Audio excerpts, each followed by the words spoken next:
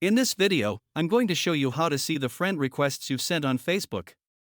So if you want to check who you've sent a friend request to and whether those requests are still pending, then this tutorial will show you exactly where to find them. First, open up the Facebook app on your phone and make sure you're logged into your account. Once you're on the home screen, go to your profile in the bottom right corner. After that, tap on Menu in top left corner. Look for the Friends option and tap on it.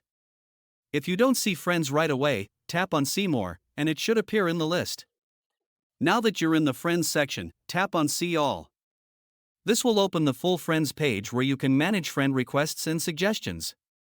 Next, tap on the three dots in the top right corner.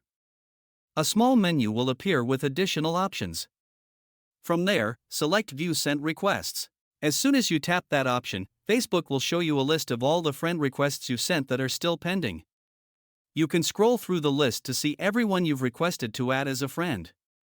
If you change your mind about any request, Facebook may also give you the option to cancel it directly from this page.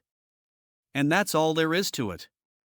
That's how you can quickly view your sent friend requests on Facebook and keep track of any pending requests you've made. If you found this video helpful, make sure to leave a like and subscribe for more Facebook tips and tutorials.